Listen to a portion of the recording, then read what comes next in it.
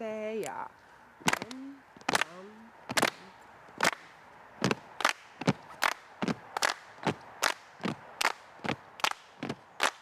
Nii, Richard, sa oled siin Kutimuti noorte teatrilaagris. Miks sa otsustasid just teatrilaagri kasuks? Kui ma alguses tulin, siis tegelikult mul oli täielik lavairm, sa ei tahtnud tantsida ja teha asju. Aga lõpuks sul ongi see, et sa oled nii pikalt käinud, sa tunned selle energia ära, sul läheb see hirm ära ja sul hakkabki see kasvama ja lõpuks sa mõtled, et proovime selle näitlemisega ära ning käidki ja hakkadki käima. Mida on tore näha, kuidas lapsed on ära unustanud selle, et riided lähevad muidu tavaliselt mustaks ja nüüd on kõigil mingi... Kas te olete esimest korda siin laagris? Mina olen 6. aastat. Mina olen 3. aastat. Mina olen esimest korda siin laagris. Mis teid siia tagasi toob ikka jälle? Kõik see seltskond, mis siin tekkinud on, need inimesed, kasvatajad on mega lahedad. Traditsioonid. Nüüd meil tuleb täna suve mahamatmine, ehk siis see ongi niimoodi, et kõik kirjutavad mingid kirjad kasti, mis me siis pärast nagu põletame ära ja siis on suvi läinud.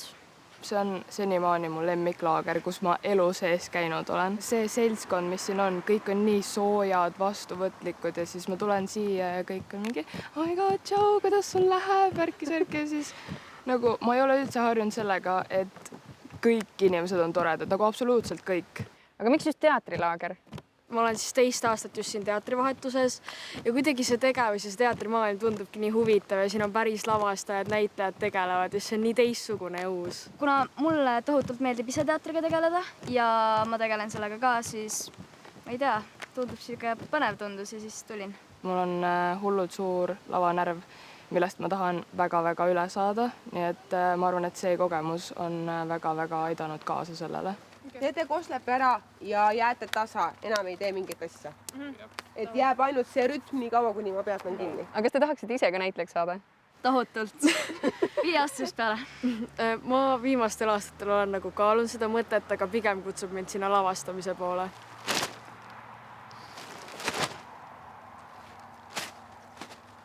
Mina olen tohutu nagu füüsilise teatri fänn, tohutu. Et sõna võib igaüks öelda, aga peab nagu, mis on see liikumine, kuidas sa saad läbi keha anda, kuidas sa läbi rütmi ja kuidas sa saad läbi häälitsust anda edasi nagu informatsiooni. Mis see teater annab noorele inimesele?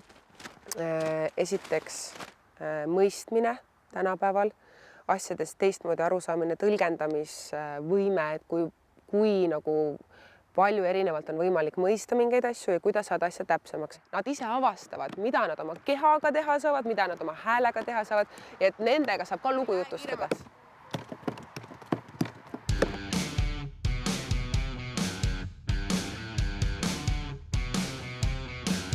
Aga siin laagris pole ka mitte ainult laagrilapsed, vaid ka malevlased. Millega malevlased siin Kutimutis tegelevad?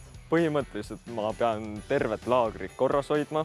Pean lõkkepuid tegema, kivisi puhastama, võib-olla peab kartulit koorima, kunagi ei tea.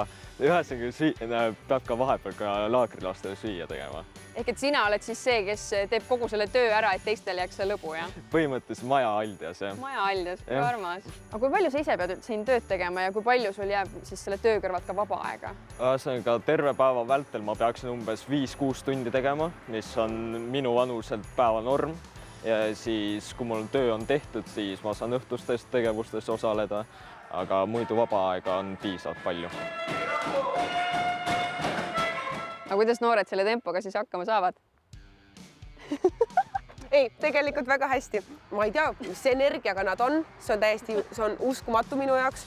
Me väsitame nad siin ära, siis nad lähevad staadionile ja käivad mingid hullud kullid käivad 40 minutit, siis nad jooksevad mingi, ma tahan veel seda ja ma tahan seda. Ja ma vaatan lihtsalt appi. Ehk siis see, et mõnes mõttes tahaks öelda, et need noored, kes siia on tulnud, on ikkagi omaette juba klass, et saada hakkama sellega, et hommikust õhtuni ilma puhkepausita, et see ei ole nagu, ma lähen laagrisse, vaid ma lähen laagrisse.